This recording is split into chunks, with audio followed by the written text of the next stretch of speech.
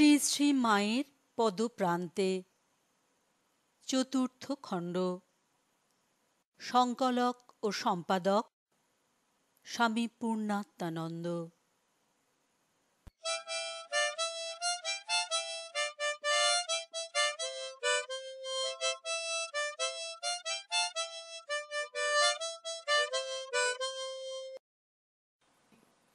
শ্রী শ্রী মার কালোমানিক বিভূতি।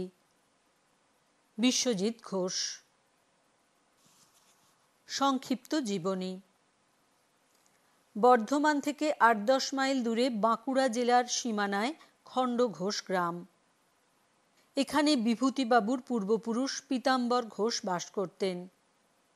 গ্রামগুলি প্রায়ই দামোদর নদের বন্যায় প্লাবিত হতো। সেখানকার বাসিন্দাদের দুঃখ কষ্টের তাই সীমা ছিল না।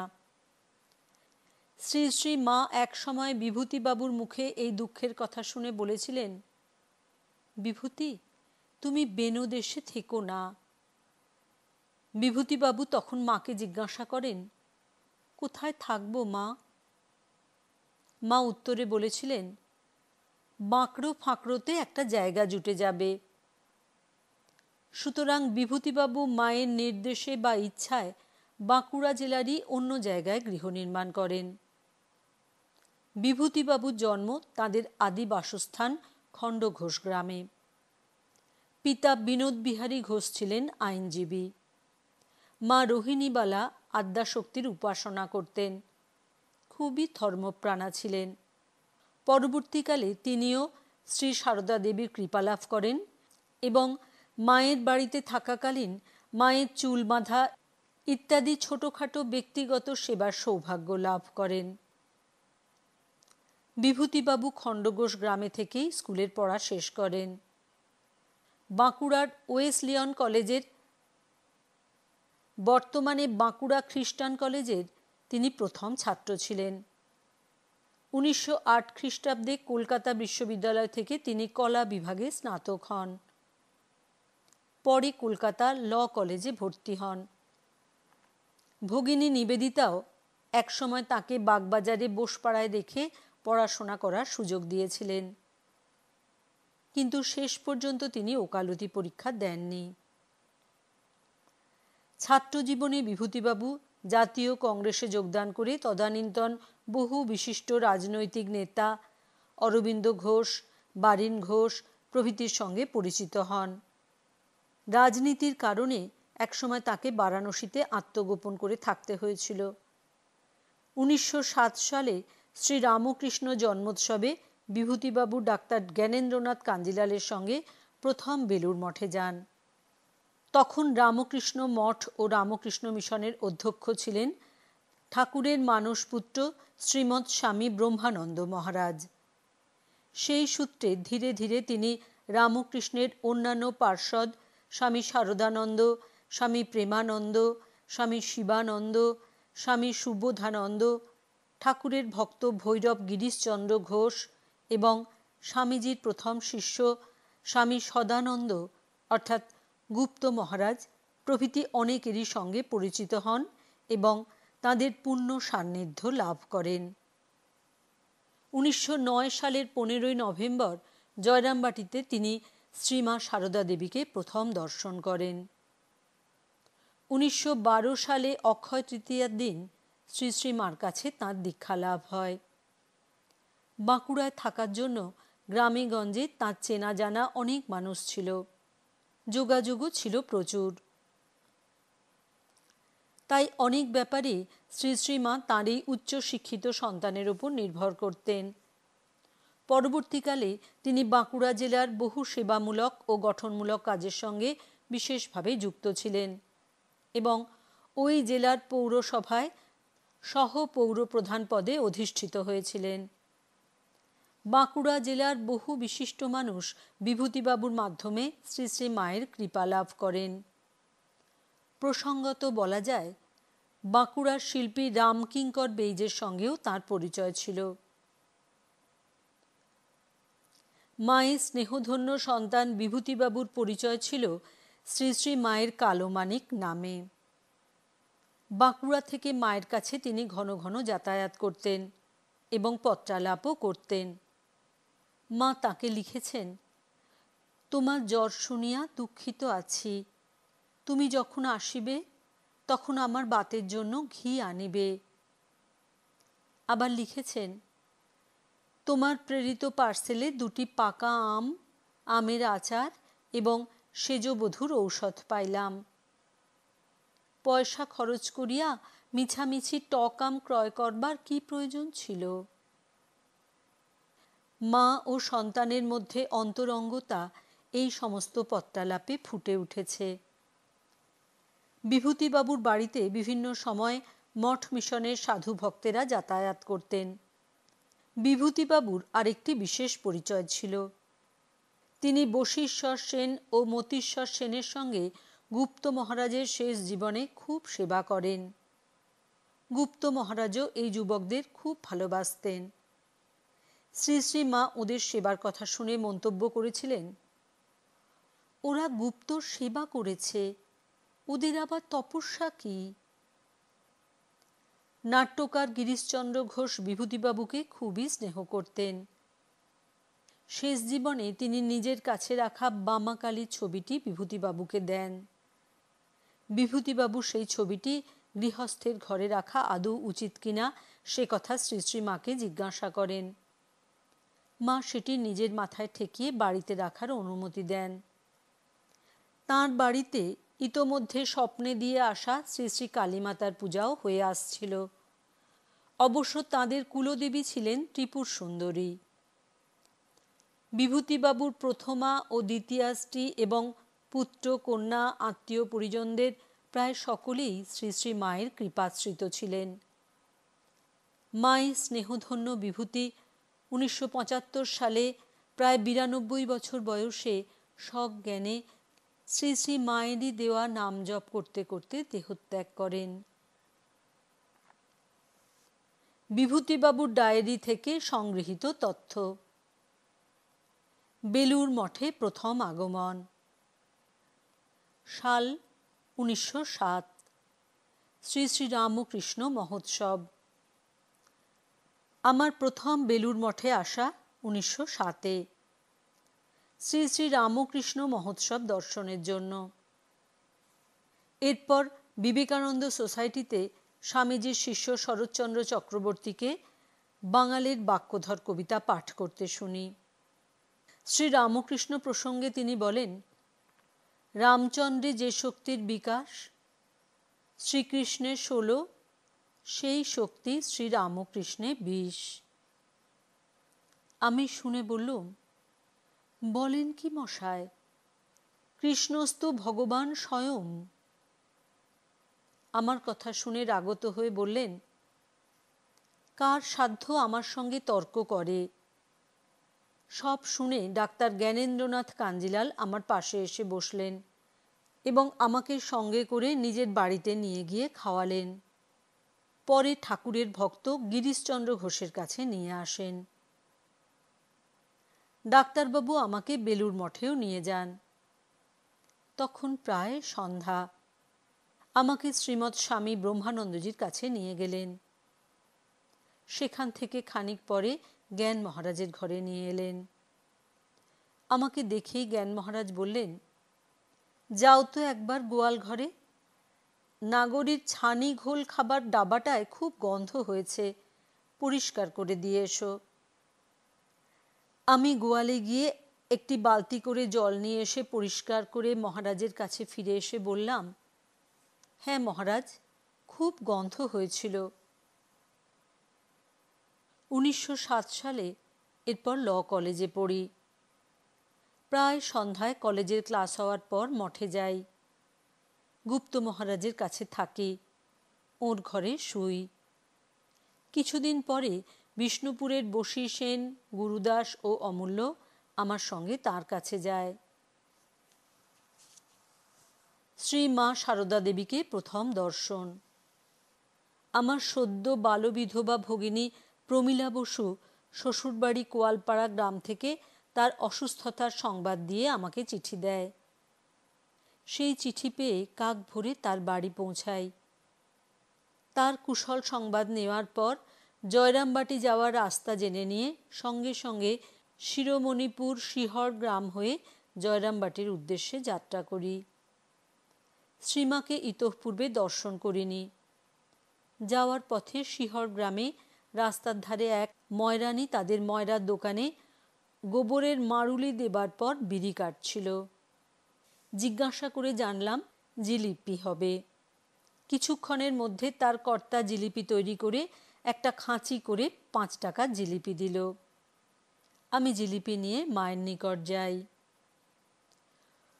1909 সালের 15ই নভেম্বর বেলা 9:30টায় মাকে প্রথম দর্শন হয় জয়রামবাটিতে বড় মামার সদর দরজার সামনের উঠানে। সেই সময় দেখি চশমা চোখে এক বৃদ্ধা উঠানে পশ্চিম মুখে দাঁড়িয়ে আছেন। তিনিই ভানু পিসি। আমাকে দেখে বললেন, মা চান করতে গেছেন, একটু দাঁড়াও, মা এখনই আসবেন। আমি পূর্ব মুখে দাঁড়ালুম। একটু পরে মা সদর দরজা পেরিয়ে বাড়ি ঢুকলেন। ডান হাতে সেই মার জার্মান সিলভারের জলশুদ্ধ ঘটি, বাঁ হাতে নিংড়ানো ভিজে কাপড়। আমাদের দুজনের মাঝখান দিয়ে আসছেন। ভানু পিসি বললেন, মা দেখুন কেমন একটা ছেলে এসেছে।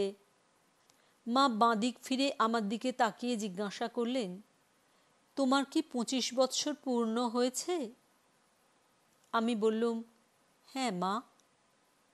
মার পিছনে পিছনে গিয়ে মার হাতে জিলিপি চ্যাঙাড়ি দিলুম। দুপুরবেলায় পশ্চিম দুয়ারি ঘরের পিঁড়েতে একটা বড় শালপাতায় খুব বেশি ভাত, ওপরে একটা তুলসী পাতা, পাশে তরকারি, বাটিতে জল খেতে দিলেন। 8টা বিড়াল আমার সামনে ও দুপাশে অর্থাৎ 3 দিকে বসল। আমি খাই আর দুটি দুটি করে বিড়ালদের খেতে দিই। মা ঘর থেকে রান্নাঘরের দিকে যাওয়ার সময় দেখলেন। খেলুম। পুকুর ঘাটে হাত ধুতে গেলুম। পাড়ের ধারে পাতা ফেললুম। ঘাটের পশ্চিম পাশে একটা জাম গাছ। ঘাটের ধার থেকে একটা লতা জাম গাছে উঠেছে। পুকুরের জল কমে গেছে। একটি বড় গোছা শিকড় উঠেছে, ঝুলছে দেখলুম। শিকড়গুলি জল স্পর্শ করার জন্য যেন উদ্গ্রীব হয়ে রয়েছে। ফিরে এসে মাকে লতার কথা বললুম। মা শুনে বললেন, তুমি দেখেছ? আমি বললুম, হ্যাঁ মা। পরে বললেন, তোমাকে আর কি বলবো, তুমি তো সব জানো। বিভূতিবাবুর পড়াশোনা প্রসঙ্গে শ্রী শ্রী মায়ের জিজ্ঞাসা। শ্রী শ্রীমা আমাকে জিজ্ঞাসা করলেন, পাশ করার জন্য অনেক পড়েছিলে? আমি বললুম, মা কখন পড়ব, বাবা মারা গেছেন। পরীক্ষার আগে অনেক বইয়ের পাতা উল্টাতে উল্টাতে যেখানটা বেরুলো সেটা পড়ে পরীক্ষা দিলুম। মা বললেন, তবে ঠাকুর তোমাকে পাশ করিয়ে দিয়েছেন। আর একদিনের ঘটনা। আর একদিন মধুর মা বলেন, বিভূতি, তুমি ঠাকুরকে দেখেছ? শ্রী শ্রী মা বললেন, বিভূতি আমার তখন হয়েছিল। শ্রী শ্রী মায়ের কাছে বিভূতির দীক্ষা 1912, অক্ষয় তৃতীয়া। খোকা মহারাজ বললেন, মা ছেলেটিকে কিছু দিন। মা বললেন, তোমরা দাও, আপনি থাকতে আমরা। আচ্ছা ওকে ডেকে দাও। 1912, তিথি অক্ষয় তৃতীয়া। সকালে নদীতে স্নান করে এসে মার ঘরের পিঁড়েতে দাঁড়াতেই মা বললেন, বসো, তোমাকে মন্ত্র দেব। আসন পাতা ছিল। বসলুম। মা আমার ডান হাতের আঙুলের দ্বিতীয় পর্ব থেকে আরম্ভ করে নিচের আঙুল দিয়ে 2 বার জপ করিয়ে দিলেন। আমিও করলুম। ঠাকুরের ফটোর দিকে দেখিয়ে আমাকে বললেন, ঠাকুর তোমার গুরু, ওর ধ্যান করবে। আমি অনুরূপ করছি। কখন তিনি উঠে ভাড়ার ঘরের দিকে গিয়েছেন তা দেখিনি। মা সামনের ঘরের ভিতর থেকে এসে বললেন, তোমাকে আবার মন্ত্র দেব। পূর্বের মতো অনুরূপ জপ করে দিলেন। আমি বললুম, মা, অত সব করতে পারবো না। মা বললেন, যতদূর পারবে করবে, আমি ঠাকুরকে বলে দেব। তোমাকে আর কি বলবো, তুমি তো বাবার সব জানো। তুমি বাবুরামকে বলো। আমি কি কিছু করি? ঠাকুরই সব করেন। তিনি সীতা। জয়রামবাটির পুরনো বাড়িতে পিঁড়ের দেওয়ালের গায়ে হাত দিয়ে দাঁড়িয়ে আছেন। সকালে আমি মাকে বললুম, মা, কাল কি সুন্দর রামের গান শুনলুম। মা, রাম কেমন ছিলেন? মা গোবিন্দ গোবিন্দ উচ্চারণ করে বললেন, এবার অনেক বড়। মা স্থির, নিষ্পন্দ। বাগবাজারে বাটিতে শ্রী শ্রী মায়ের সরস্বতী পুজো। 1911 সাল।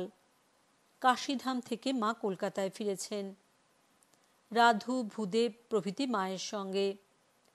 নলিনী, ছোট মামি সবাই কলকাতায় আছেন। সরস্বতী পুজো। ভূদেবের আগ্রহে কুমোরটুলি থেকে একটি ছোট সরস্বতী মূর্তি আনা হয়েছে।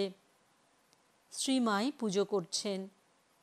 পুজোর পর আমি মা সরস্বতীকে প্রণাম করতে গিয়ে সম্মুখে দাঁড়ানো মাকে প্রণাম করে সরস্বতীকে প্রণাম করলুম। মা বললেন, তোমার সুবুদ্ধি হোক। বাগবাজারে শ্রী শ্রী মার বাড়িতে ঠাকুর ঘরে ওই পুজো হয়। শ্রী শ্রী মায়ের গীতাপাঠ শ্রবণ ও ব্যাখ্যা। আর একদিনের ঘটনা। 1911 সাল। 21শে নভেম্বর কাশীধামে কালী পুজোর পর লক্ষ্মী নিবাসে বেলা 10টা নাগাদ বললেন, বিভূতি, তুমি আমাকে 10ম অধ্যায় বিভূতি যোগ শ্রবণ করাও। আমি পড়ে যাচ্ছি। মাসানাং মার্গ শীর্ষ হহম। পড়ার পর মাকে জিজ্ঞাসা করলুম, মা, মার্গশীর্ষ মানে কি? মা উত্তর করলেন, অগ্রহায়ণ মাস।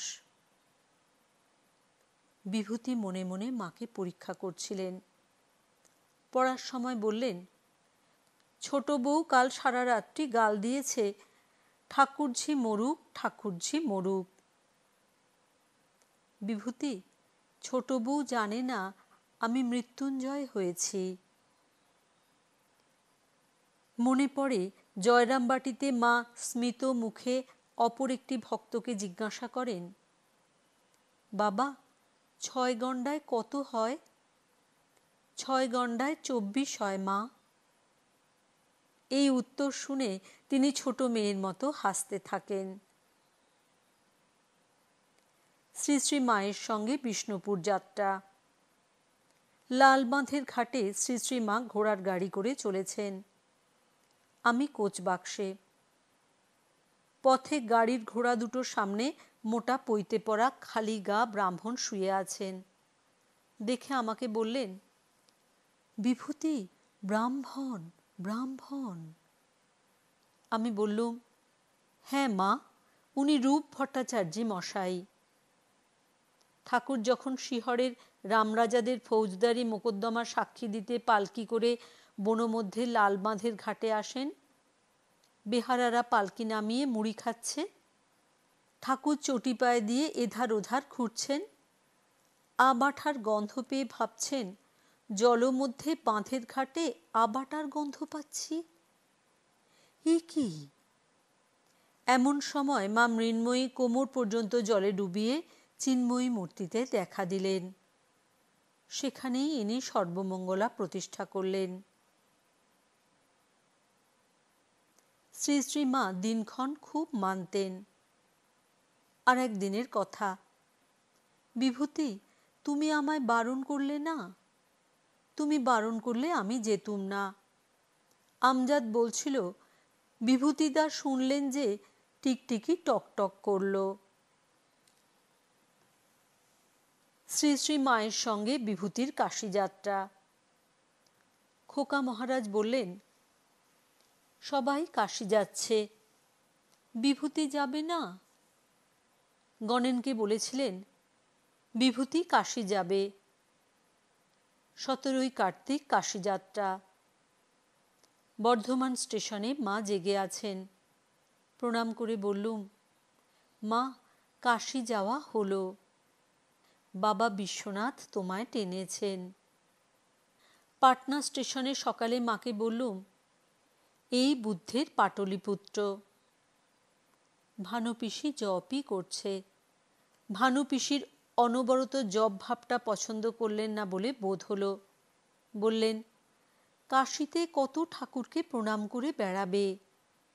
ঠাকুর বলেছিলেন, কত সব ঠাকুরকে প্রণাম করবে।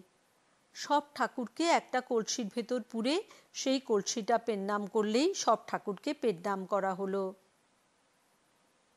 মা আমাকে কাশীর বাড়িতে অর্থাৎ কিরণ দত্তের বাড়িতে রেখে দুর্গা বাড়ি, গঙ্গা স্নান ইত্যাদি করতে যেতেন। বলতেন, তুমি বিভূতি আমার ঘর আগলাও। বাবুর ঘোড়ার গাড়িতে যেতেন। একদিন দেবব্রত বাবু অর্থাৎ প্রজ্ঞানন্দ মহারাজ আশ্রম থেকে আসছেন। মা স্নান করতে যাবেন। তাঁর মুখ শুকনো দেখে গলির মুখ থেকে ফিরে এসে প্রসাদ দেবব্রত বাবুকে দিলেন। বিভূতিকে মায়ের আশীর্বাদ। একদিনের ঘটনা।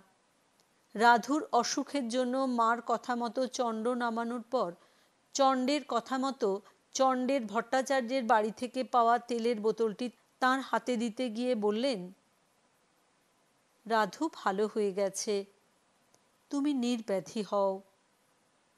মা একদিন বললেন, ঠাকুর আমায় বলেছিলেন, টাকায় ডাল ভাত হয়, আর বিভূতি তুমি টাকা নিয়ে কি করবে? সাঁকোর তলা দিয়ে যেমন জল চলে যায়, সুখ দুঃখ তেমনি তোমার পায়ের তলা দিয়ে চলে যাবে, তবে সাধু বাক্য সত্য হবে। শ্রী শ্রী মায়ের আশীর্বাদ। মার জন্মতিথি। মা নতুন বাড়ির তক্তপোষে বসে কিশোর ফুল দিয়ে মাকে প্রণাম করছে আর বলছে, মা, এই কাশীর সাধুদের প্রণাম নিন, এই মঠের সাধুদের প্রণাম নিন। এই উদ্বোধনের আমি তখনও প্রণাম করিনি। আমি যেই প্রণাম করতে যাব তখনই মা বললেন, যত বউ, ঝি, ছেলে, মেয়ে আছে তোমার পেন্নামের সঙ্গে সকলের পেন্নাম হোক। বলে টিয়া পাখি গঙ্গারামকে আদর করে মা উঠলেন। অপর একদিন সন্ধ্যাবেলা উদ্বোধনে আমি মার কাছে গেছি। মতি মাকে বললেন, মা, ওরা গুপ্তর কি সেবাই না করেছে। মা শুনে বললেন, ওরা গুপ্তর সেবা করেছে, ওদের আবার তপস্যা কি? শ্রী শ্রী মায়ের স্নেহ গর্ভধারিণীকে হার মানায়। পুরনো বাটির দক্ষিণ পশ্চিম খুঁটির কাছে একদিন দুপুরে খাওয়ার সময় আমার গর্ভধারিণী রোহিণীবালা ঘোষ দাঁড়িয়েছিলেন। শ্রীমা আমাকে পিঁড়ের ডান ধারে খেতে দিয়েছেন। আসছেন যাচ্ছেন রান্নাঘরে, কিছু না কিছু দিয়ে যাচ্ছেন। অনেকক্ষণ ধরে খাচ্ছি, মা সব দেখছেন। শ্রীমাকে বললেন, মা, বিভূতি এইখানেই থাকুক। হাত দেখিয়ে বললেন, আমার কাছে এত কটি খায়। শ্রীমা শুনে বললেন, বিভূতির মা, আমার ছেলেকে তুমি খুঁড়ো না। আমি ভিখারি রমণী, আমার ছেলেদেরকে যা দিই ছেলেরা তা আদর করে খায়। একদিন ভোরে কলু পুকুরের ঘাটে মাকে বললেন, তোমার ছেলেকে কাউকে খুঁড়তে দিও না, ভালো জামা কাপড় পরে যখন বাইরে যাবে তখনও ছেলেকে খুঁড়তে দিও না। আজ আমার গর্ভধারিণী নেই। আমি 85 বৎসরে পড়েছি। শ্রী শ্রী মাই সর্বকালে প্রতি মুহূর্তে তার স্নেহ দৃষ্টি দিয়ে আমার জীবনের গতিপথ দেখতে থাকবেন। অপর একদিন আমার গর্ভধারিণী জয়রামবাটিতে শ্রী শ্রীমাকে বললেন, মা, বিভূতি এখানেই থাকে, আমার কাছে যায় না। আপনি একটা কাজ করুন, আপনার 3 ভাগ থাক, আমাকে 1 ভাগ দিন। শ্রী শ্রীমা কখনো কারো দোষ দেখেননি। একদিন বললেন, দেখো বিভূতি, আমি কারুরই দোষ দেখতে পাই না। এই দেখো না গোলাপ। ঠাকুর আমাকে জিজ্ঞাসা করলেন, মেয়েটি কেমন থাপটি গেড়ে বসে। ঠাকুর রক্ষা করলেন। আমি বললুম, আমি তো ওর কোনো দোষ দেখিনি।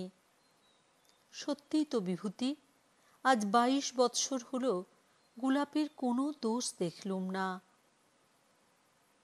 শ্রী শ্রী মায়ের স্মৃতিতে ঠাকুরের কথা। একদিন মা আমাকে বলেছিলেন, দক্ষিণেশ্বরে ঠাকুর ঘরে দুপুরবেলায় যেমন যাই তেমনি গেছি। ঠাকুর ছোট খাটটিতে বসে, আর আমি ঘরের মেঝেতে বসে বসে ঝাঁট দিচ্ছি। কেউ কোথাও নেই। আমি জিজ্ঞাসা করলুম, আমি তোমার কে? তিনি অমনি উত্তর দিলেন, তুমি আমার মা আনন্দময়ী। 2. শ্রী শ্রী মায়ের নতুন বাড়ি। স্থান জয়রামবাটি। একদিন সকাল 9টা-10টার সময় আমি মায়ের বাড়ি পৌঁছে দেখি মা ভাঁড়ার ঘরে দাঁড়িয়ে। ঘরটা ইঁদুরে চেলে দিয়েছে। একটা নেংটি ইঁদুর মেঝের একটা গর্ত থেকে বেরিয়ে আমাদের দিকে যেন তাকিয়ে রইল। আমি মাকে বললাম, মা, ইঁদুরটা কি বলছে মা? ইঁদুরটা যেন বলছে, আমরা এই ঘর থেকে চলে যাই। মা আমার কথা শুনে বললেন, কামারের ভিটেতে একটা বেশ ঘর করো, তোমাদের থাকার কষ্ট হচ্ছে। আমি শুনেই ছুটে গিয়ে ওইখান থেকে একটা বাঁশের কঞ্চি ভেঙে নিয়ে এসে মাকে বললাম, মা, এইটে মাপুন। মা নিজের হাত দিয়ে কঞ্চিটি মাপলেন। আমি মায়ের হাতের মাপটি নিয়ে মেজমামাকে বললাম, মা কামারদের ভিটেতে ঘর করতে বললেন। শুনে মামা আমার সঙ্গে এলেন। মার জন্য একটি 6x13 শোয়ার ঘর, একটি রান্নাঘর, নলিনীর ঘর উত্তর দুয়ারি এবং পশ্চিম দুয়ারি মা জগদ্ধাত্রীর ঘর করার ব্যবস্থা হলো। বাঁকুড়ার কামারের কারখানা থেকে দরজা জানালা, খুঁটির কাঠ এবং বিপিন দত্তর বাবার দোকান থেকে জানালার গরাদ নিয়ে গেলাম। রাসবিহারী মহারাজ কোঠার ও ছাদনের ব্যবস্থা করলেন। মার কাছ থেকে 34.5 টাকা নিয়ে ঘর আরম্ভ হয়। উপেন ডাক্তার দেন 150 টাকা। শ্রী শ্রী মায়ের প্রসাদী মাংস রন্ধন। আমি একদিন সিংহ বাহিনীর পূজা দেখিতে গিয়াছিলাম। সেদিন অনেক পাঁঠা বলি হইয়াছিল।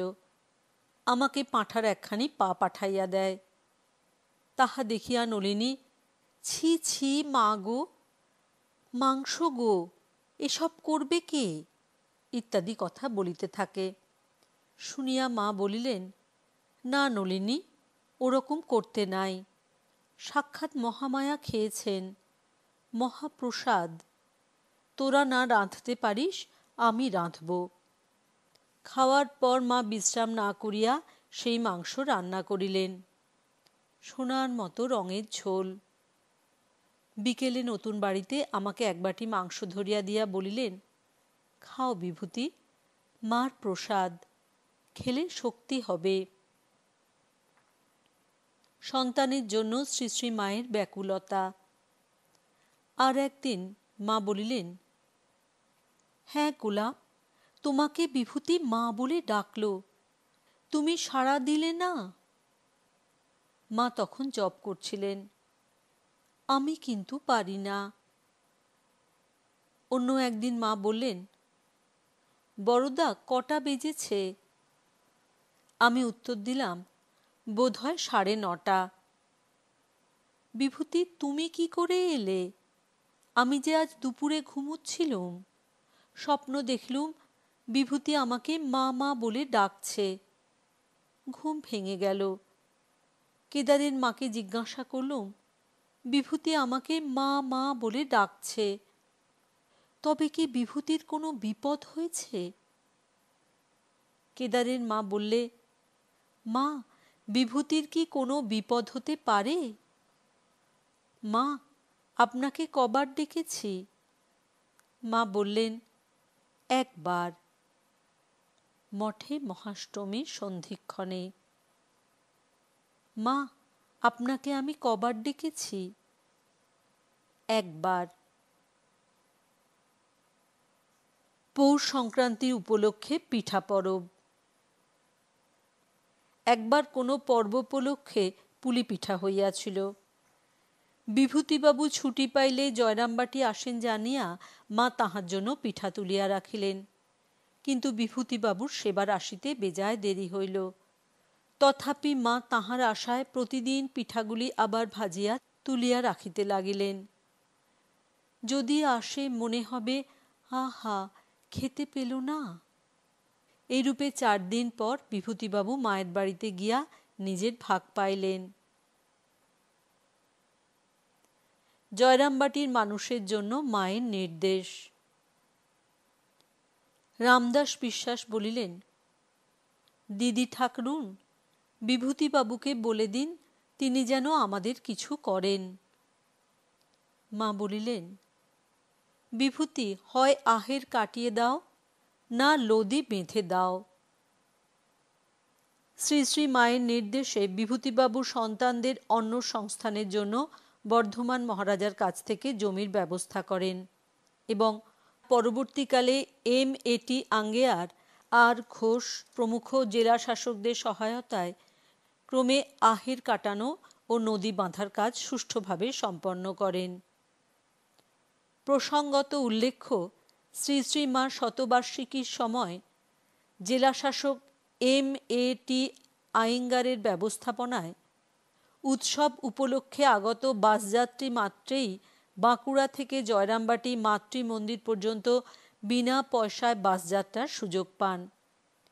ইনি ছিলেন মহাপুরুষ মহারাজের দীক্ষিত এবং এর পিতা শ্রী নারায়ণ আয়েঙ্গার শ্রী শ্রী মার কৃপাপ্রাপ্ত। বাঁকুড়া জেলার রাস্তাঘাট, ক্যানেল, কূপ খনন, কংসাবতী জলাধার প্রকল্পে যাবতীয় পরিকল্পনা তাঁর মাধ্যমে রূপান্তরিত হয়েছিল। বাঁকুড়ার গঠনমূলক কাজে তিনি বিভূতিবাবুর সঙ্গে পরামর্শ করতেন এবং তাঁরা ভূদান যোগ্য বিষয়ে বিনোবা ভাবেজিকে যথেষ্ট সাহায্য করেছিলেন।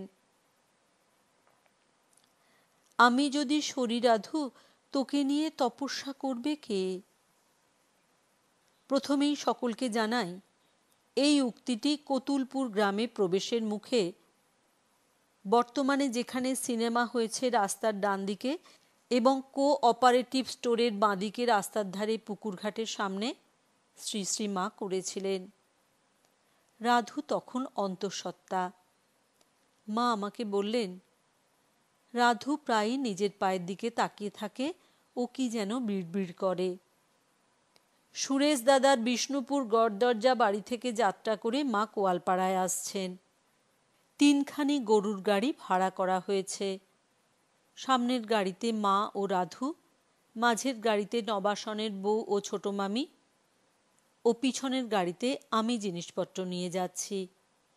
আমরা জয়পুরে দুপুরে খেয়ে বিকেল 5:30 নাগাদ এখানে এসেছি। মা বললেন, বিভূতি, নবাসনের বৌমার কাছ থেকে আমার লেপটা এনে দাও, রাধুর শীত করছে। আমি বরাবর হেঁটে মার গাড়ির পিছনের ওদল দুটি 2 হাতে ধরে চলেছি, যাতে উঁচু নিচু রাস্তায় বেশি নড়বড় না করে। গাড়ির পিছনের দিকে একটি চাঁচ মাত্র ব্যবধান। আমি মার কথা শুনেই রাস্তার পাশের ঘাটে হাত দুটি ধুয়ে নিজের কাপড়ে হাত মুছে নবাসনের বউকে বললাম, মার লেপটি দাও। আমার হাতে উনি দিলেন। আমি 2 হাত দিয়ে লেপটা ধরে মার হাতে তাঁর গাড়িতে দিলাম। মা বললেন, বড় ঠান্ডা, তুমি আমার চাদরটা এনে দাও। আমি চাদরটা হাতে দিলাম। মা গাড়োয়ানের দিকে মাথা করে গাড়িতে শুয়েছিলেন। চাদরটা মা রাধুর গায়ে ঢাকা দিয়ে দিলেন। রাধু লম্বা করে পা ছড়িয়ে শুয়ে দেখল যে মার গায়ে পা লাগছে। বলল, মা তুই সর, মা তুই সর। মা উত্তর করলেন, আমি যদি সরি তোকে নিয়ে তপস্যা করবে কে? কোয়ালপাড়া জগদম্বা আশ্রমে মা আতুর রাধুকে নিয়ে তপস্যা করছিলেন। সর্বস্বার্থী হরে দেবী নারায়ণী নমস্তুতে। মহামায়া স্বয়ং আরতি হারিণী হয়ে অনাথ আতুরের আরতি হরণ করেন। এই কি তাঁর লীলা! শ্রী শ্রী মায়ের বিস্ময় প্রকাশ। বিভূতি, জয়রামবাটিতে কি ধান হয়েছে! আমি বড়দাকে এগিয়ে দিতে গেছি। সাময়ীদের বাড়ির পিছনে দেখি খুব বড় বড় ধান হয়েছে, হাতে বাঁধা যাবে। রাধারানীর বিবাহ।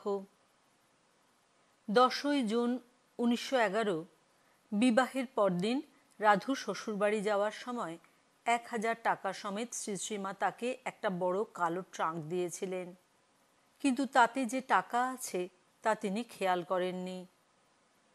বরবু চলে যাওয়ার পরে শ্রী শ্রী ঠাকুর মাকে রাত্রে দেখা দিয়ে বললেন, কি গো, 1000 টাকা রাধুর বাক্সে দিয়ে দিলে? শ্রী শ্রী ঠাকুরের কথায় মায়ের হুঁশ হলো। পরদিন মায়ের আদেশে আমি জনৈক সাধুর সঙ্গে তাজপুর গিয়ে সব ঘটনা জানিয়ে টাকাটা ফিরিয়ে আনি। ওই বিবাহের সুব্যবস্থা করতে মাকে আপ্রাণ পরিশ্রম করতে হয়েছিল। ফলে বিবাহের পরেই তিনি অসুস্থ হয়ে পড়েছিলেন। মায়ের কাছে স্মৃতিরই দাম। মায়ের কাছে স্মৃতিরই দাম। সেই যে লড়াইয়ের ফণী অর্থাৎ স্বামী ভবেশানন্দ যুদ্ধের সময় মনে করে এই তুর্কি গিনিটা কিনে এনেছে, সেই স্মৃতিরই দাম। এই কথা বলে মা আমার হাত থেকে ফণী মহারাজের গিনিটা নিলেন। ডাক্তার শশীভূষণ ঘোষের ছেলে ডাক্তারি পড়ার সময় 10 টাকা প্রাইজ পেয়েছিল। সে ওই টাকা আমায় দিয়েছিল শ্রী শ্রী মাকে প্রণামী হিসেবে দিতে। আমি বলেছিলাম, টাকা নেব না, তুই যদি একটা গিনি দিতে পারিস সেটা মাকে দিতে পারি। মা ওই 2টি গিনি বাক্সে রেখেছিলেন। শ্রী শ্রীমা দেহত্যাগের পর বাক্স খোলা হলে সেই গিনি 2টি পাওয়া যায়। প্রথমা পত্নী অমিয়বালার প্রসঙ্গ। অমিয়বালা মজফ্ফরপুরের উকিল রমানাথ বসুর কন্যা, ডাক নাম মুন্না। কাশীতে শ্রী শ্রী মায়ের ঘরের পাশের বড় হলঘরে গোলাপ মার কাছে শুয়ে থাকার সময় বউ স্বপ্ন দেখে এবং শ্রী শ্রী মাকে বলে, মা, আমি এইমাত্র স্বপ্ন দেখলুম আপনি আমায় বলছেন, বৌমা তসরে চেলিটা পড়ো, আমি তোমায় মন্ত্র দেব। মা শুনে বললেন, না বৌমা, কাশীতে মন্ত্র দিলে তুমি সদ্য মুক্ত হয়ে যাবে, তোমাকে কলকাতায় বা জয়রামবাটিতে মন্ত্র দেব। অমিয়বালা সম্পর্কে শ্রী শ্রীমা বলেছিলেন, বৌমাকে তো আলমারিতে রাখতে হবে না, বেশ বউ। নববধূ শ্রী শ্রী ঠাকুরের মানসপুত্র রাজা মহারাজের কাছে যাবে কিনা সেই কথায় শ্রী শ্রীমা বলেন, রাখালকে দেখবে না, রাখালকে দেখে মানব জন্ম সার্থক করুক। মৃত্যুর সময় অমিয়বালা বলেছিল, বিহারে মানুষ হওয়ায় হিন্দি ভাষায় কথা বলা তার পক্ষে সহজ ছিল। যদুয়া, एक टोकरी आम और एक टोकरी लीचू बाजार से लाके आओ। आम ठो माई जी को कोलकाता में और लीचू को काशी में महाराज जी को भेजो। মজফ্ফরপুরে অমিয়বালার দেহ দাহ করে বাঁকুড়ায় ফিরে আসি। পরদিন সকালে 9টা সাড়ে 9টা নাগাদ 8 নং বোসপাড়া লেনে মার কাছে যাই। দেখি মা পূজা করছেন। আমায় জিজ্ঞাসা করলেন, বৌমা কেমন আছে? আমি উত্তর দিলাম, মা সে চলে গেছে। শ্রী শ্রীমার চোখ দিয়ে জল পড়ছে দেখে বললাম, মা আপনি কাঁদছেন? যোগিনমা সে সময় গঙ্গা স্নান করে এসে সবেমাত্র দাঁড়িয়েছেন। মা বললেন, দেখো যোগেন, বৌমা চলে গেছে। শিঙ্গি মাছে কাঁটা মারলে যেমন কষ্ট হয়, বৌমা চলে যাওয়ায় সেরকম কষ্ট হচ্ছে। আমাকে তার কাছে থাকতে বললেন। গঙ্গা তীরে শ্রাদ্ধকর্ম যেদিন শেষ হলো, সেদিন মা স্বয়ং উপস্থিত হলেন, গৌরী মাও। পরদিন সকালে পূজা করার সময় আমাকে দেখে শ্রী শ্রী ঠাকুরের দিকে তাকিয়ে বলেছিলেন, ঠাকুর এই করো, যেন বৌমাকে আর জন্ম নিতে না হয়, তোমার পাদপদ্মে তার স্থান হয়। জয় মা, জয় মা, আপনার ইচ্ছাই পূর্ণ হোক। নাট্যকার গিরিশচন্দ্র ঘোষের বামাকালী প্রসঙ্গ। স্থান বাগবাজার, কলকাতা। আমি মাঝে মাঝেই বাগবাজারে নাট্যকার গিরিশবাবুর বাড়িতে রাত্রি যাপন করতাম। একদিন রাত্রে আমি একটি খাটে ও আমার পাশে অপর খাটটিতে তিনি শুয়েছিলেন। হঠাৎ গভীর রাত্রে, আমি তখন ঘুমন্ত অবস্থায় ছিলাম, তিনি বিভূতি ওঠো, বিভূতি ওঠো বলে আমাকে ডাকতে লাগলেন। আমি উঠে তাকে জিজ্ঞাসা করলাম, আপনার কি শরীর খারাপ? তিনি বললেন, না। তিনি আমাকে দেওয়ালের পেরেকে টাঙানো কোট দিতে বললেন। আমি কোটটি দেওয়ার পর তিনি তার কোটের ভিতরের বুক পকেট থেকে একটি মা কালীর ফটো বার করলেন এবং ভক্তিভরে প্রণাম করে আমাকে দিয়ে বললেন, আমি শ্রীধরের অর্থাৎ তাঁর কুলদেবতার ব্যবস্থা করেছি, মাকে তোমার হাতে দিয়ে যেতে চাই। আমি সেই ফটো হাতে নিয়ে দেখলাম সেটি বামা কালীর। আমি নিতে অনীহা প্রকাশ করি, কিন্তু তিনি জোর করে আমাকে মায়ের ফটোটি দিলেন। পরদিন খুব ভোরে উদ্বোধনে মায়ের কাছে যাই। মা আমাকে দেখে জিজ্ঞাসা করলেন, বিভূতি তুমি এত ভোরে? আমি পূর্বরাত্রের সমস্ত ঘটনা মাকে জানাই। শুনে মা ফটোটি চেয়ে নিয়ে নিজের কপালে 3 বার ঠেকিয়ে আমার হাতে দিয়ে বললেন, তুমি মায়ের কাছে জোড়হাত করে দাঁড়ালেই মা সন্তুষ্ট হবেন। ভূদেবের বিবাহ। 24শে বৈশাখ 1320 সাল। ভূদেবের বিয়ে। সন্ধ্যার একটু আগে আমি জয়রামবাটি গিয়েছিলাম। মা নিজের ঘরের দক্ষিণের পিঁড়ে ছাদতলায় পা নামিয়ে বসে আছেন। আমি প্রণাম করতেই নিজের ডান পায়ের ফুলো দেখিয়ে বললেন, সত্যি বিভূতি, গিরিশবাবু বলেছেন এরা মাথা কাটা তপস্যা করেছে। আমি বললাম, মা আপনাকে ঠাকুর বলেছিলেন? হ্যাঁ গা, আমি কি সব করব, তুমি কি কিছুই করবে না? আমি উত্তর দিয়েছিলাম, আমি মেয়ে মানুষ, কি করে করব? ঠাকুর উত্তর দিয়েছিলেন, না গো, করবে করবে। বলে আমি বললাম, মা ঠাকুর তো ছেলে মেয়ের বিয়ে দিয়ে যান নাই, আপনাকে সেসব করতে হচ্ছে। মা শুনে বললেন, বিভূতি তোমার ঠাকুরের সেই কথা গোপাল গোপাল মনে আছে তো? আমি বললাম, হ্যাঁ মা, মনে আছে। মা বললেন, যাও, যারা যাচ্ছে তারা সব গোপাল। 3খানা পালকি। ভূদেবের জ্বর। বর একটা পালকিতে আর মনমথো জামাই একটা পালকিতে। অন্যান্য সব বরযাত্রী ও আমি হেঁটে চলেছি, সঙ্গে দিশি বাজনা। ডাঁটপুর গ্রামে বিবাহ। রাত্রি প্রায় 10টা নাগাদ গ্রামের মাথায় পৌঁছালাম। কোণের খুঁড়ো মোটা সোটা। আমাদের সঙ্গে বিলিতি বাজনা নাই, তার বদলে ভিটে উঠুক শব্দ করছে বাদ্যি। আর সেই বাদ্যি নিয়ে আমরা বরযাত্রীরা হাজির।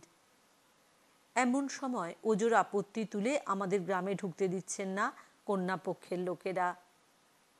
আমি বললাম, দেখুন, সময় ছিল না কলকাতা থেকে বিলেতি বাজনা আনার, আর ভূদেবের জ্বর ইত্যাদি শুনে বর নিয়ে যেতে দিলেন। যথাসময়ে বিয়ে হয়ে গেল। পরদিন সকালে কুসুমডিঙা হয়ে গেল, কিন্তু কোনো মতে কোণে পাঠাবেন না। আপত্তি করে বললেন, বৃহস্পতিবার লক্ষ্মীবার, কোণে পাঠানো হবে না। আমি বললাম, সত্যিই তো বৃহস্পতিবার, মেয়ে কি করে পাঠাবেন বলুন? কিন্তু একটা কথা শুনুন, মা যে আমার সন্ধ্যায় নতুন বউ এসে রান্নার ডালের হাঁড়িতে কাঠি দেবে বলে অপেক্ষা করছেন। আমি কি করে মাকে বলবো যে লক্ষ্মীবার বলে তাঁরা মেয়ে পাঠালেন না? এই কথা শুনে তাঁরা বউ পাঠিয়ে দিলেন। বর বউ নিয়ে মার কাছে হাজির। মাকে সব বললাম। বউ ভাত হয়ে গেল। তার পরদিন সকালে ভূদেবের মাকে বউ পছন্দ না হওয়ায় বেজার হতে দেখে মা বললেন, এলো কি অমনি এসেছে? এলোর বিয়েতে কত বাদ্যি বেজেছে। 3, ছেলের অর্থাৎ বিভূতির বউ কমলা ঘোষকে শ্রী শ্রী মায়ের আশীর্বাদ। জনৈক স্ত্রী ভক্তকে অর্থাৎ বিভূতিবাবুর স্ত্রী কমলা ঘোষকে শ্রী শ্রীমা একদিন বুঝাইতেছিলেন যে মানুষের দেওয়া জিনিস থাকে না, সুতরাং তাহাদের কাছে কিছু চাইতে নাই, এমনকি বাপ বা স্বামীর কাছেও নহে। পরে বলিলেন, ঠাকুর যখন দেবেন তখন রাখবার জায়গা পাবে না। ঠাকুরের দেওয়া জিনিস ফুরায় না। যে চায় সে পায় না, যে চায় না সে পায়। কমলা ঘোষ বলেন, যখন আমার প্রথম ছেলে পেটে, বাপের বাড়ি যাওয়ার কথায় শ্রী শ্রীমা ওকে বলেছিলেন, প্রথম পোয়াতি বাপের বাড়িতেই প্রসব হওয়া ভালো। গীতা চণ্ডী নতুন কাপড়ে বেঁধে গলায় ঝুলিয়ে দাও, মা চণ্ডী রক্ষে করবেন। মেয়ে পেটে তৃতীয়বার যখন জয়রামবাটি যায়, তখন শ্রাবণের শেষ। নদী বাঁধা, নদীর ধারে শ্মশান। আমি নদীর ধারে বালির ওপর শুইয়া পড়িয়াছিলাম শুনিয়া মা বলিলেন, করেছ কি গা? পরদিন স্নান করতে যাওয়ার সময় মা আমাকে সঙ্গে লইয়া গিয়া সিংহ বাহিনীকে প্রণাম করিয়া বলিলেন, মা সিংহ বাহিনী, বৌমা কিছু জানে না, তোমাকে দেখতে এসেছে, ওকে রক্ষা করো। সেই অবস্থায় মা আমাকে কাহারও ঘরে যাইতে দিতেন না, বলিতেন, পোয়াতি মানুষকে যাত্রার ঘরে যেতে নাই। ফিরবার সময় মা শিয়াকুলের কাঁটা শুদ্ধ ডাল আমার খোঁপায় গুঁজিয়া দিয়া বলিলেন, সে কুলের কাঁটা, ধরব তো ছাড়ব না। আমার মা পোয়াতিকে সে কুলের কাঁটা যাত্রাকালে দিতে বলতেন। কমলা ঘোষ আরও স্মরণ করে বলেন, 8 মাস বয়সে লখনৌয়ে আমার ছেলের অসুখ হয়। ঠাকুর স্বপ্নে দেখা দিলেন, ও যেন নিজে ছেলেকে কোনো ওষুধ খাওয়াইয়া দিলেন। সে ভালো হইয়া গেল। কলকাতায় আসিয়া শ্রী শ্রী মাকে সেই কথা বলিবার উপক্রম করিতেই কহিলেন, আমাকে শুনিও না, স্বপ্নাদ্য ওষুধ বলিতে নাই। শ্রী শ্রী মায়ের আম ও তালশাঁস খাওয়ানো। কমলা ঘোষ বলেন, জগদম্বা আশ্রমে শ্রী শ্রীমা এক ঝুড়ি আম কিনিয়া ঢেকিশালে আমাকে ও ভূদেবের স্ত্রীকে ডাকিয়া বলিলেন, তোমরা দুজনে এখানে বসে আমগুলি খাও। সেদিন বিকালে আবার কতকগুলি কচি তাল আনাইলেন। ভূদেব কাটিয়া দিতে লাগিল, আর আমরা খাইতে লাগিলাম। সেই দিন হইতে তালশাঁস আর আমি মুখে করি না। আম খাওয়ারও কিছুমাত্র আগ্রহ নাই। আমজাদের কথা মায়ের মুখে। বিভূতিবাবু বলেন, আমজাদের বাড়ি শিরোমণিপুর। একজন ডাকাত। মা একদিন হাসিতে হাসিতে বলিলেন, শুনেছ বিভূতি আমজাদের বুদ্ধি? শিয়রের একটা তেলি মেয়ে তাকে বলেছে, তুমি রাত্রে আস্তে আস্তে ধাক্কা মারলেই আমি কপাট খুলে দেব, তুমি আমার স্বামীকে মেরে রেখে যাবে। আমজাদ করল কি? যেমনি কপাট খোলা, তার স্বামীকে না মেরে তার কানে ছিল মাকড়ি, কান থেকে মাকড়িটা ছিঁড়ে নিয়ে পালিয়ে গেল। আমজাদের জেল হয়েছিল, বাড়িতে বড় কষ্ট। একদিন দেখি তাহার স্ত্রী আর মা খুব কাতরভাবে উঠানে দাঁড়াইয়া আছে।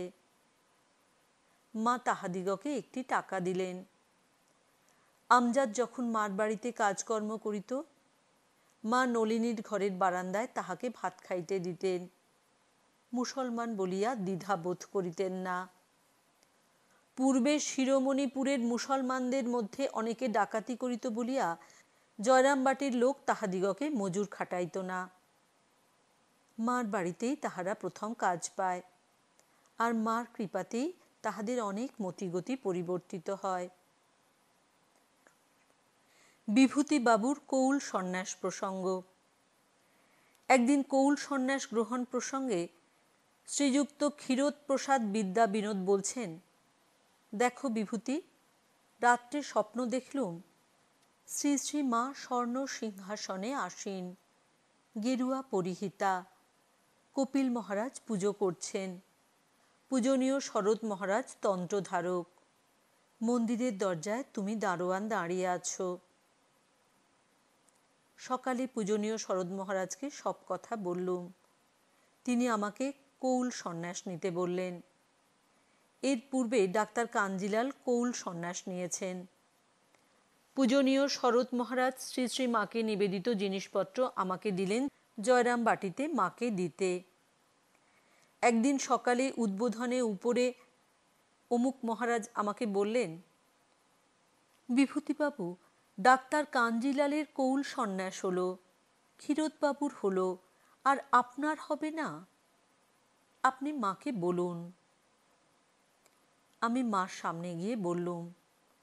মা কপিল মহারাজ নিতে বললেন। সেই যে মা কৌল সন্ন্যাস। মা শুনেই পূজার আসন থেকে উঠে দাঁড়িয়ে রাগতভাবে এখানে একবার ওখানে একবার পা ফেলছেন। আমি হাঁটু গেড়ে তাঁর পা স্পর্শ করতে চেষ্টা করছি, তিনি কিছুতেই শান্ত হচ্ছেন না। তখন আমি বললুম, কখনো কিছু চাবো না, কখনো কিছু চাবো না, কখনো কিছু চাবো না। মা তিন সত্যি করিয়ে নিয়ে বললেন, তোমার মতো বাপ বৌমার মতো মা পাওয়ার জন্য কত মহাপুরুষ তপস্যা করছেন। একবার প্রমীলাবালা বোস অর্থাৎ বিভূতিবাবুর বোন সন্ধ্যামণি ফুল দিয়ে সুতা ব্যবহার না করে একটার মধ্যে একটা ফুল ঢুকিয়ে ঢুকিয়ে মাকে পা পর্যন্ত মালা তৈরি করে পরিয়েছিলেন। মা তাতে খুব আনন্দিত হয়েছিলেন। তিনি শ্রী শ্রী মায়ের দীক্ষিতা ছিলেন। জগদ্ধাত্রী পূজা। স্বামী তপানন্দ বলেন, একবার বাঁকুড়া থেকে বিভূতি ঘোষ মা জগদ্ধাত্রীর জন্য ডাকের সাজ লইয়া আসিয়াছে। সন্ধ্যার সময় সে বহির্বাটিতে আসিয়া পৌঁছিতেই শ্রী শ্রী মা ভিতর হইতে বলিয়া পাঠাইলেন, মা জগদ্ধাত্রী বললেন, ডাকে কালো টিকলি দেওয়া আছে, তিনি কালো টিকলি পরবেন না। একবার জগদ্ধাত্রী প্রতিমার বিসর্জনের সময় শ্রী শ্রী মা বলিয়াছিলেন, কানের একটি গয়না খুলে রাখবে, মা সেইটি মনে করে আসবেন। বিভূতিবাবুর ডায়েরি থেকে প্রাপ্ত শ্রী শ্রী মায়ের লীলা সংবরণের ঘটনা। 5-6 দিন আগে ভোরে স্বপ্ন দেখলুম একটা আগুন জ্বলছে। মনে হলো শ্মশান যেন। সব শেষ। ঘুম ভাঙল একটু বেলাতে, বোধহয় সোমবার। ভাত খেয়ে স্কুলে গেলুম। হেডমাস্টারকে বললুম যে আমি কলকাতায় যাব। তিনি ছুটি দিতে রাজি হচ্ছিলেন না। আমি বললুম রেজিগনেশন নিন। ছুটি দিলেন। সন্ধ্যার সময় মার বাড়ি গেলুম। মা শুয়ে আছেন। প্রণাম করলুম। পরে মাঝে বসি এসেছিল। মা বললেন, তুমি কালীঘাট গেছলে? আমাকে বলে গেলে না কেন? আমি তো পুজো দিতুম। জয়রামবাটির কথা জিজ্ঞাসা করলেন। কুয়ার কথা হলো। বললেন, তুমি কুয়ার জল খেয়েছিলে? হ্যাঁ বলায় খুশি হলেন। বললেন, তারকনাথকে দেবার মানসিকে 2টি টাকা আছে এবং কোয়ালপাড়ার শীতলার পুজোর পয়সা বাক্সে আছে। মা বললেন, শরৎকে ডাকো। আমি নিচে গিয়ে তাকে বললুম, মা ডাকছেন। বললেন, যাচ্ছি। আমি মাকে বললুম, শরৎ মহারাজ আসছেন। মা বললেন, বিভূতি, তুমি আমায় জোরে পাখা করো। শরৎ মহারাজ এলেন। অন্য আর কেউ ছিল না। মা শুয়ে বিছানায়, গঙ্গার দিকে মাথা করে। শরৎ মহারাজ মায়ের পায়ের দিকে হাঁটু গেড়ে সামনে ঝুঁকে। মা নিজ হাতটি শরৎ মহারাজের হাতের উপর রেখে বললেন, শরৎ, এরা সব রইল। মহারাজ আস্তে আস্তে সম্মুখ দিয়ে তাকিয়ে পিছু হেঁটে খুব সম্ভ্রমের সহিত বেরিয়ে এলেন। শ্রী শ্রী মায়ের মহাপ্রয়াণের সংবাদ বেলুড় মঠে জানিয়ে যখন উদ্বোধনে ফিরলুম, ভোর হয়েছে। 2 আনা পয়সা দিয়ে 2টি বেলফুলের মালা কিনলুম। 2টিকে একটি করে মায়ের বাড়িতে গেলুম। দেখলুম মাকে সাদা পাড়ের কাপড় পরানো হয়েছে। মা লম্বা হয়ে চিত হয়ে শুয়ে আছেন। চাদর মালাটি পরিয়ে দিলুম এবং পায়ে মাথা দিয়ে প্রণাম করলুম। কি ঠান্ডা, বরফের মতো। মঠে যাওয়ার সময় প্রণাম করে গিয়েছিলুম। তখন পা খুব গরম ছিল। স্থূল দেহ ত্যাগ করার পর শ্রী শ্রীমা তাঁর স্নেহধন্য সন্তানদের নানাভাবে স্বপ্নে দেখা দেন। এরূপ ঘটনা ঘটল বিভূতিবাবুর পত্নী কমলাবালা ঘোষের জীবনে। প্রয়াণের পর শ্রী শ্রীমা কমলা ঘোষকে স্বপ্নে দেখা দিয়ে বলেন, বৌমা, আমার কায়া গেছে, কিন্তু ছায়ার মতোই তোমাদের সঙ্গে সঙ্গে আছি। মায়ের বিভূতির আশা। বোঝে প্রাণ, বোঝে যার, যার যা তার তা, যুগে যুগে অবতার। সেই আমি অনূন্য 11 বৎসর 9 মাস অল্প বিস্তর তাঁর সান্নিধ্যে থেকেও বুঝতে পারলুম না মা ও সন্তানের কি সম্বন্ধ। জীব তাকে নিয়ে তপস্যা করে না। মহামায়া নিজেই নিজেকে সৃষ্টি করে সকলের মা হয়ে সকলের সুখ দুঃখের সঙ্গে থাকেন। মা আমাকে বলেছেন, বিভূতি, যাকে ভালোবাসবো তার ইহকাল তো দেখবই, তার পরকাল যতক্ষণ না দেখছি ততক্ষণ মন স্থির হয় না। এই অনিমেষ দৃষ্টি জীবনের একমাত্র অবলম্বন। তার অনিমেষ আঁখি আমার জীবনের গতিপথে সতৃষ্ণ নয়নে তাকিয়ে আছে। মাঝে মাঝে ভুল হলে উদ্বিগ্ন হই। জানি মা শেষ রক্ষা করবেনই।